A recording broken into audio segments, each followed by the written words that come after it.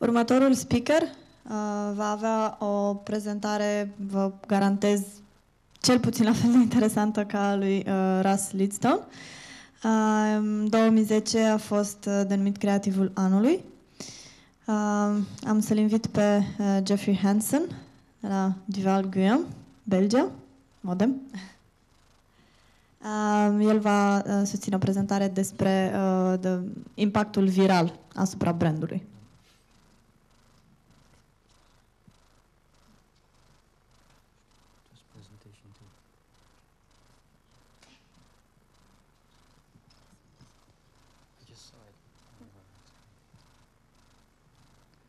This one. Okay. How should I just click? How does it work? Yeah. You just, like this? Yeah. This one? Yeah. Good. Are you still awake? Are you still alive? Because I'm not. I feel completely dizzy. I never had so many statistics and figures and numbers in one day. I work since 10 years in advertising. So anyway, I'm going to ask you to really shift your brain. We are going to talk about creativity now, and not statistics and not numbers. And I can give you some numbers if the questions afterwards are there. But I'm not going to share them in advance, because I think we had enough statistics, and I think everybody will run to have coffee otherwise. I don't understand Romanian, so I don't know if I have been introduced. My name is Jeffrey Hansen. I'm the Executive Creative Director of Duval Guillaume Modem in Belgium, Antwerp. For those who don't know the agency, which I guess is a lot of you, we have kind of a creative reputation.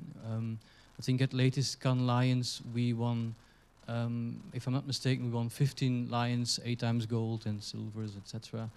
We were named Media Agency of the Year, although we are not a media agency, which is very strange. We were named 2 times in a row at the EIB Mix Awards. We were named Digital Agency of the Year, although we are not a digital agency. So, but that's okay. It gives her a reason to have some beers, so that's good. The reason why I'm here is that a lot of our cases that won awards actually were virals, and so Leona asked me if I can share the secret formula so that you all know, as from today, how you can turn a viral strategy into magic. Magic meaning a great idea and great results. Well, I'm going to try that, but I will have to disappoint you.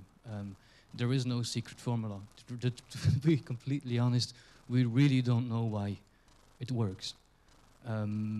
There is absolutely nothing to be sure of. If a client, I don't know, are there still some agency people in? No, they all, okay, 2, wow. Are they creatives here? They all went, yeah, too many figures. Now, viral is not a strategy, it's a lottery. You have to understand that a lot of people come to us since we were successful with some virals. I will show them to you so that it becomes a little bit more entertaining. Now, the briefing we most have from clients is, can you make us a viral? And the answer is always, no. We can't, because we don't know why it works. Sometimes it does, sometimes it doesn't, and we don't really know why it works. But there's one thing that we do know. There is no way to be sure about a viral. If you make a viral video, you will put it on YouTube, and then you'll see if it works. You cannot force people to tweet. You cannot force people to share. It's impossible. It's not us, it's not you who is going to decide if a viral works, right? It's the audience. They are going to decide if they are going to share. And we don't exactly know how it works. Now, one thing we do know is that we don't talk about virals. So forget about the movie. What we actually do is try to understand how our world is functioning today. And I think a lot of people gave you statistics on how it works, and I kind of agree with most of them. But one thing we always do in the agency is we consider a piece of film or any idea that is in digital, we consider it as a social object, meaning that myself, I'm also a social object. So it's not so much about me, but it's about the conversations it gives. For the viral movie, it's the same. Consider it a social object. It's not that much about the movie, it's about the conversations it engages around that movie. That is the important piece. I'm not going to be completely scientific like the other ones, but what we always say that it's not so much about storytelling. We all heard some speakers ago that storytelling is really important. It is, absolutely it is. But what is even more important is that you give people a story to tell, right? I think that is the big difference between a film on television and a film on online. If you put a film on television, well, it needs to have a big idea, right? If you put a film online, you might as well seize the moment to start the debate. You might as well seize the moment to provoke a conversation about what you're actually trying to say. I'm going to give you the examples later on. Now, I'm going to reveal you a little secret, since we are amongst us, and I trust you all that you will not tell this to anybody. I hate advertising.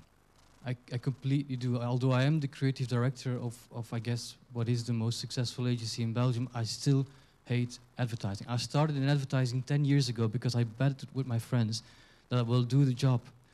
And they lost their bet because I did, right? And then the surprise came. I apparently was good in something that I actually hate, because I started winning awards with copywriting and making ads. But I still hated it all of the time because I believe that 95% of advertising is absolute shit. It's not interesting, it's boring, it speaks to me like I'm 11 years old for the rest of my life, right? I hate it.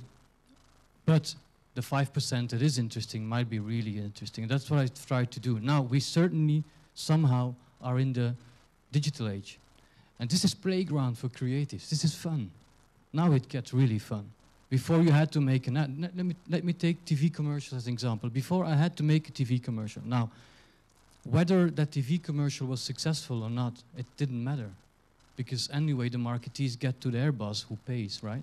And they go to their boss and they say like, I bought that much GRPs, so I assume that many people will see this TV commercial. Now, we all know that those people didn't see the TV commercial. They went to the toilet when the commercial block starts, right? Just like I do. By the way, I'm a very chaotic mind, so if you're not able to follow, you just give me a little sign. I'm not structurized, so it will be difficult. I started hating advertising because my cartoons were actually interrupted by advertising. I guess that's where I developed that hate for it. Now, this is fun now. Today you can make fun. This is for creative people. It's the age of playground. Because today, if you're not creative, you will not engage people. And you instantly know. So the marketeers, they instantly know. Before, they could buy GRPs and nobody knew that they didn't do their job, right? Nobody knew because they're not willing to take risk. Why would they? Today, you have to take a little bit more risk because if people are not interested in what you put online, you instantly know. Nobody watches, nobody shares, and read the comments. Everybody will say, this is shit. This is really shit, right? So you know. So there is no way, you can no longer hide today. I forgot why I was telling this. Anyway, we don't know why it works. We don't. But there are slowly, we start, you can call it more that we learn what doesn't work. And maybe to understand what doesn't work is maybe just more important than to understand what works. Because I think we will never understand what works because people are just really unpredictable. But what doesn't work, for example, one, provoke a conversation. We noticed, and I will show you 4 examples from my agency. We noticed that if we put a little subject in the film that provokes a debate, that provokes a public debate, that provokes a conversation, that helps, right? Because the question that everybody will ask is, what would I have done? I don't know if you know the Carlsberg case, and if you don't, you will see it.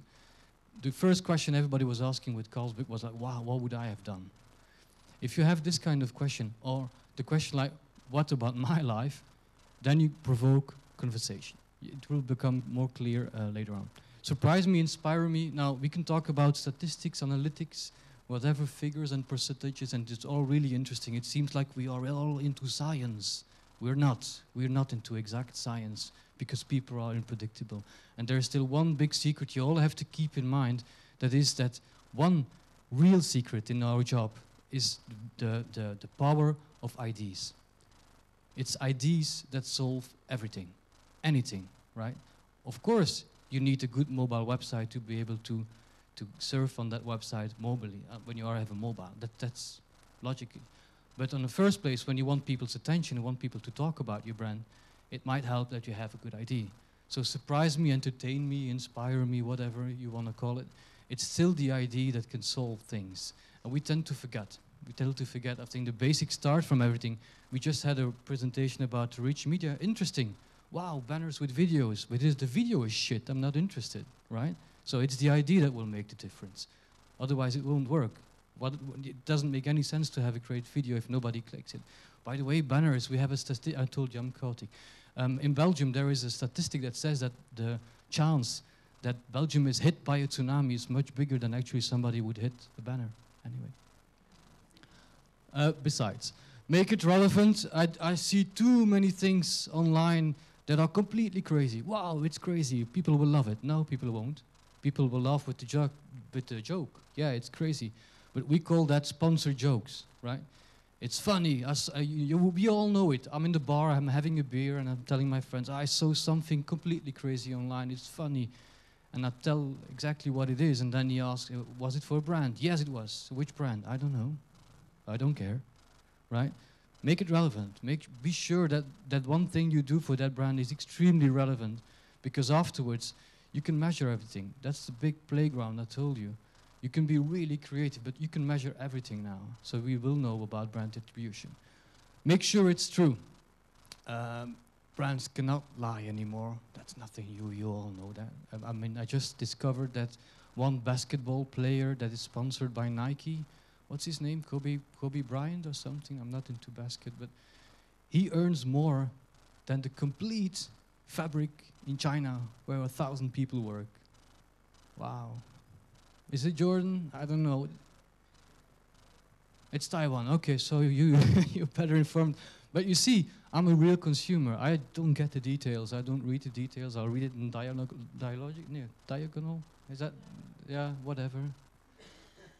I read it like this, and I retain something about Nike, and I have to admit that I'm a runner, so next time I'm going to buy Nikes, I'm going to really think about it, about that brand. So make sure it's true. It has another side. You can ask your questions afterwards, all right?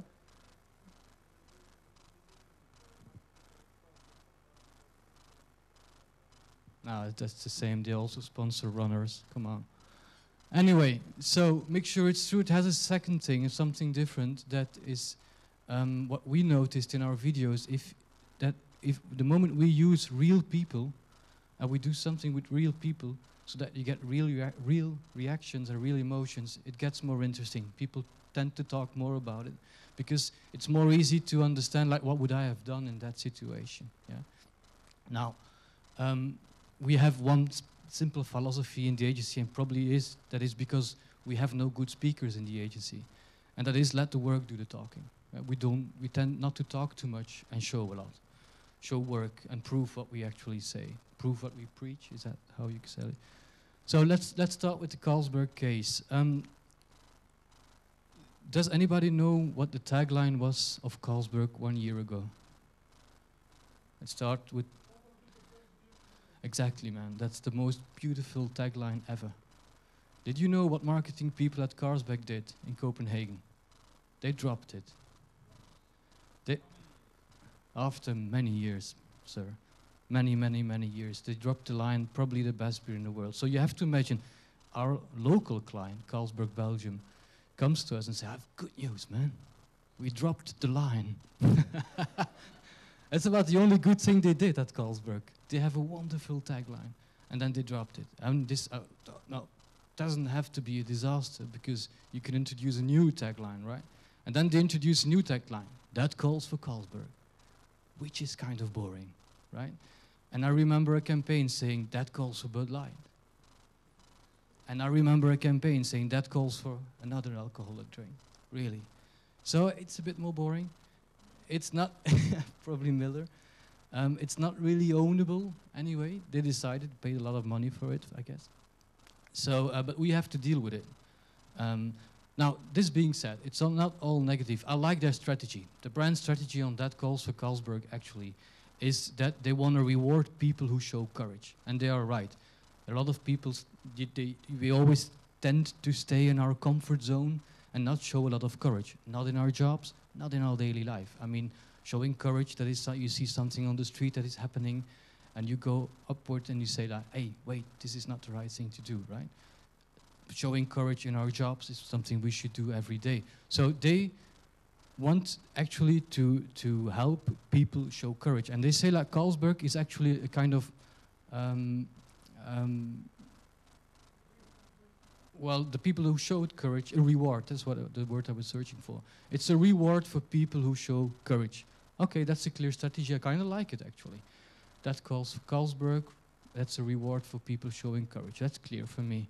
And then they say like, well, this is our campaign, and we saw the 2 TV commercials. And where's the strategy? There is somebody, I don't know, somebody on the moon, and then he cracks a Carlsberg on the moon, and he tries to drink, but doesn't work with the helmet.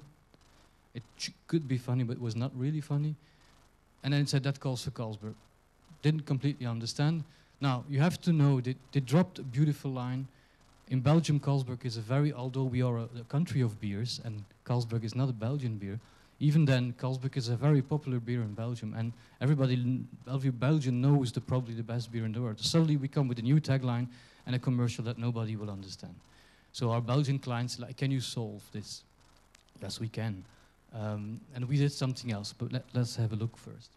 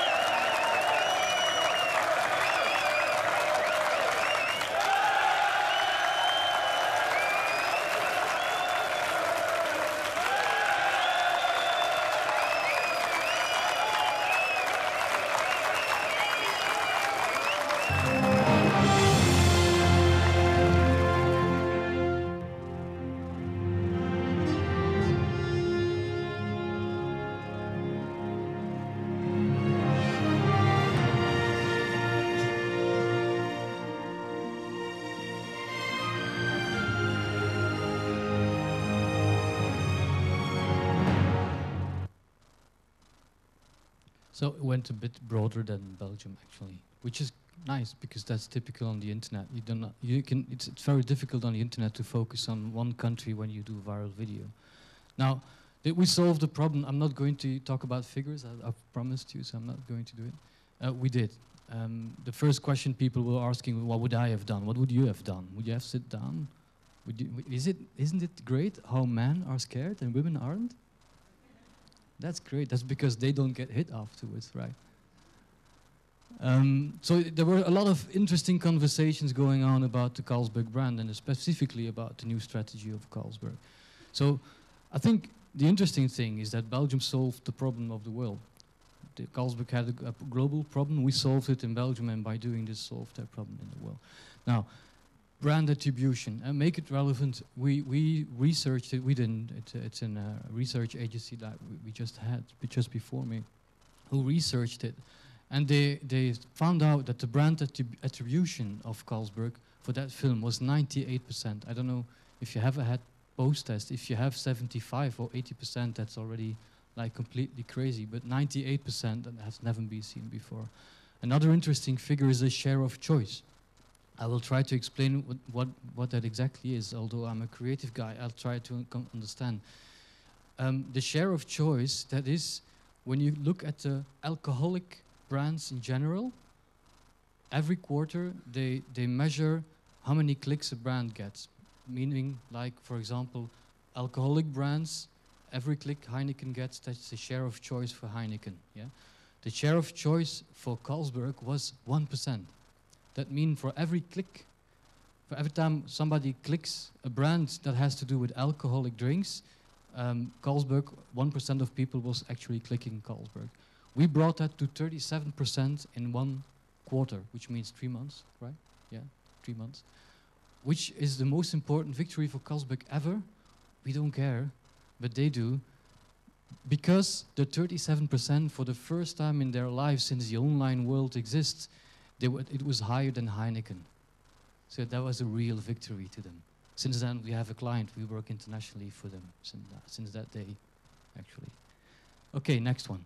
TNT is an American TV channel. Sorry? Oh, you know it? Yeah, push the button, exactly. TNT is an American TV channel. They launched in Belgium. Nobody in Belgium knows about TNT. They are famous like HBO, etc. They are famous in the United States and in some other countries, but in Belgium nobody knows. So they asked us to launch it. Problem, like a lot of times, is Belgium is such a tiny, small, little country with 3 languages, which makes it even more smaller, because then you have to divide that little small country into 3 pieces. Is that when the Americans come in, they say, well, in this country we have no budget. But can you still launch it and make it successful, right? Anyway, and we decided to put the complete budget actually in production. And we surprised people. By the way, Carlsberg and also TNT, what you will see, there is absolutely no actors engaged. It's all real people. If you want, I can tell you how we do it. Actually, we always start with actors, and then we take them out of the film. Why are we starting with actors? Just to make other people do it. Like the first one, you will see a film with people who are pushing the button. The first one who pushed the button was an actor. Yeah, that's just to trigger other ones. Like, hey, there's something happening with that button. I have to push it myself. Yeah, with Carlsberg, same thing. We actually, those couples for Carlsberg, they went to see Harry Potter. If you remember some of the couples, that's a strange thing that they go to Harry Potter. It's like a fetishism for Harry Potter or something. Anyway, so they went to Harry Potter. We told them like, oh, well, there's a different. Harry Potter is that's cinema room number 8, but you have to go to 5. So the first ones who came in were actors, but the guys, the bikers who were sitting there, they didn't know. It was just to get them warming up and giving upload at the right moment and to get them in the right mood. By the way, 2 days before we did the biker stunt, there were 2 bikers killed in Belgium because there was actually a biker war going on in our country. And we just like put what is it, 180 or something like that all together in one cinema room. So we had a lot of security in there. Let's move on to TNT. So they wanted to launch the TV channel. Here we go. It didn't run smoothly. The bikers was not smoothly, right?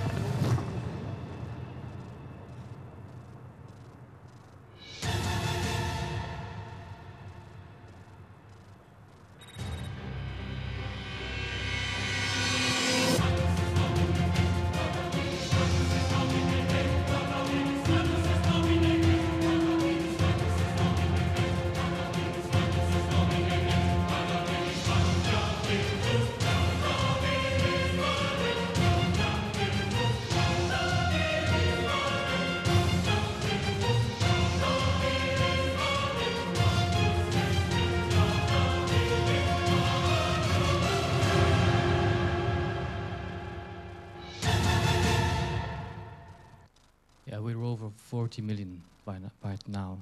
This is the second most shared ad ever since the existence of YouTube online, blah, blah, blah. But we're still counting, so it will become the first one. It's a Volkswagen, the Forest thing. Yeah, which is not really viral actually, but the Forest was online like almost 2 years before we did. So the Forest is really now, it's done, it's over. There are no more shares, while TNT is still being shared. There's still some, like 1,000 shares a day going on. Yeah, the funny thing about Chuck Norris is that the guy called us. He really did. He said, like, "Hey, are you preparing to have a sequel on that?" He wants a role in the sequel. Anyway, there will be a next one, and yes, he will be in. Really. He wanted to do it for free, so I guess he's desperate. Yeah, needless to tell you that it was one of the best launches they ever got at TNT. You know that in war times, people in military terms tend to speak about collateral damage. That's when a bomb hits and they kill some enemies, but just around, some 500 meters around it, they also kill civilians and children and mothers. That's what they call collateral damage. We also tend to use that expression, but in a positive way. So yes, you can target your own country and have a lot of collateral positive damage around it.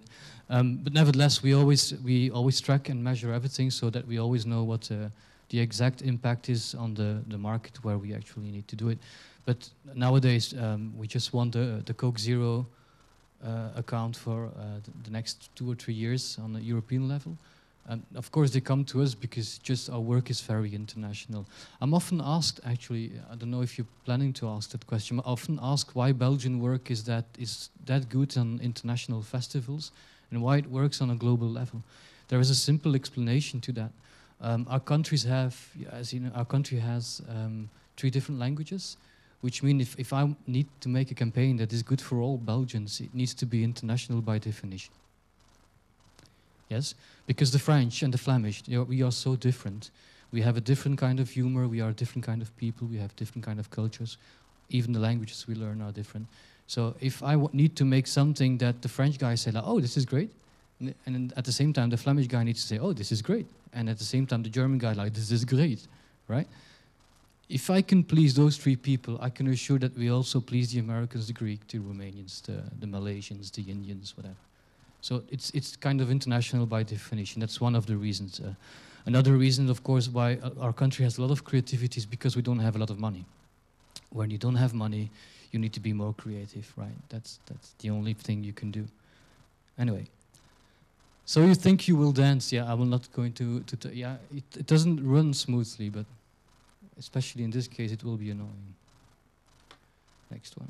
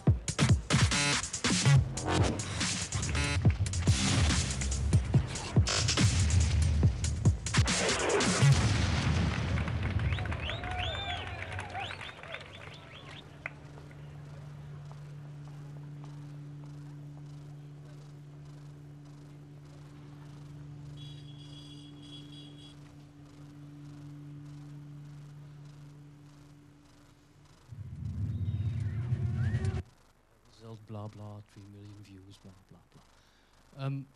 The most interesting part for me was the complete silence. That's real.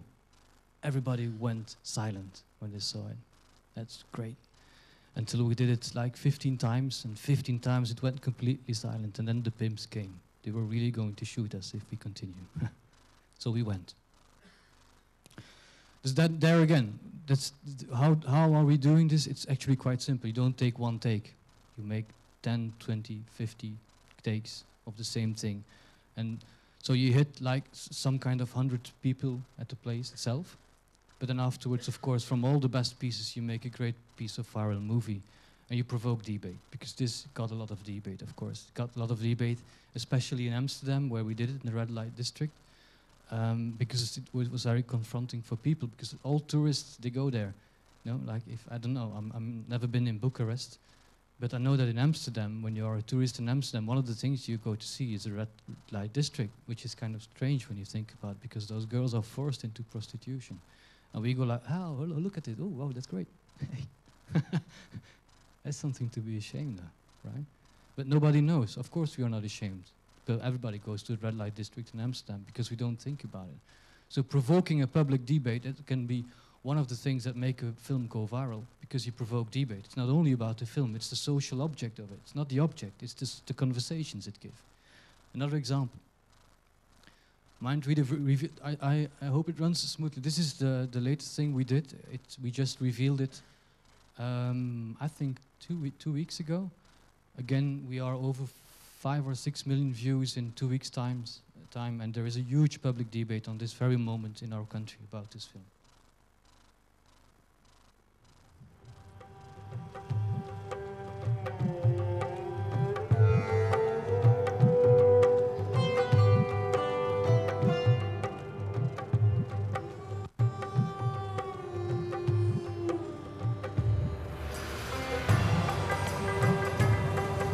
Dag Fien. Dus kan je voelen? Voilà. Ik zie een school tegen Antwerpen. Ja, Insecten. alsjeblieft. Ik voel 2 insecten op je rug. Kan dat? Ja, vlinders. Slovenie? Zo, Een moto. Oranje. Pats erop. Zenit. Oui, oui, bien. Je hebt een vriendin. Julie de... Ja. Een boeiend liefdesleven. 3, 4 zelfs. De 4e, daar zwijg ik meestal over, dus dat weten niet veel mensen. Hoe is het met je spierscheur? Maison rouge, balcon blanc. Ja.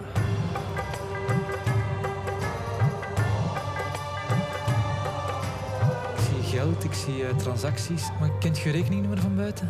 Ik denk dat ik het wel weet. Die staat wel negatief op je bankrekening. Okay, it doesn't work, so I'm going to just, like I do with clients, I'm going to explain that to you, right? It goes faster. So we invited people to have their mind read by a clairvoyant. The guy gives a lot of detail about your life, about your love life. He's like, oh, you had 3 boyfriends last 3 months, interesting. And it starts to get annoying, because the details he gives are sometimes not details you want everybody to know. And then it gets even worse, because he starts giving you details about banking things. Like he gives you the exact number of your banking account. He can tell you spent about 300 euros on alcohol last week. He starts giving you the passwords, your secret number of your Visa card, everything. Yeah. The moment he goes that far, we reveal the magic behind the magic, and there's a curtain falling down, and you see 6 hackers that got all the information in real time. And then on a big screen, so all the information he gave you, you see it on a big screen. He got it from Facebook, from your banking account numbers, whatever. So the 6 top-notch hackers, we promised not giving, we're not going to give their names. But it was for real. So the only thing we did is like we invite you. It's like, hey, you can have your mind read. It's for a TV program. It's interesting. It's some testing program. But we need your name, and then you have to wait for 5 minutes, and then you go in, and then, paf, we know everything. Yes, the slogan says your entire life is online.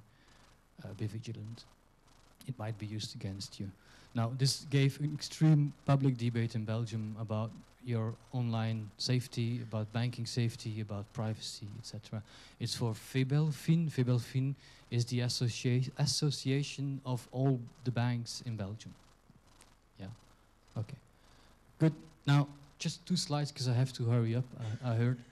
First one is about courage. This is a quote from Oscar Wilde that says, "The biggest risk is no risk."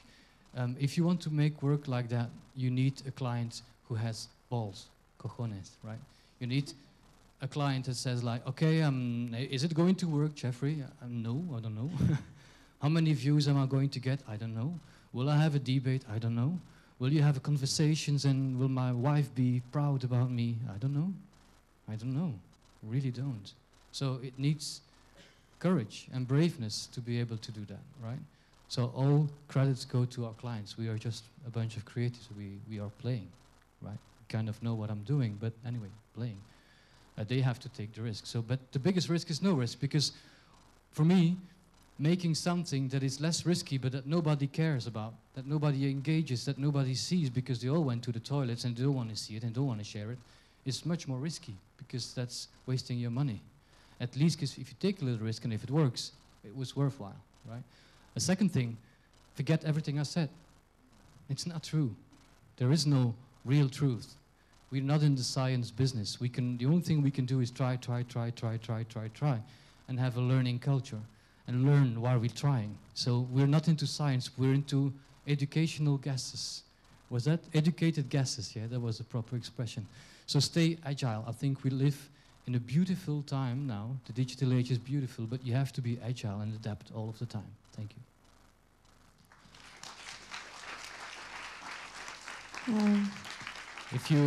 If you feel like having conversation about this one, you can have it through Twitter at my Twitter account.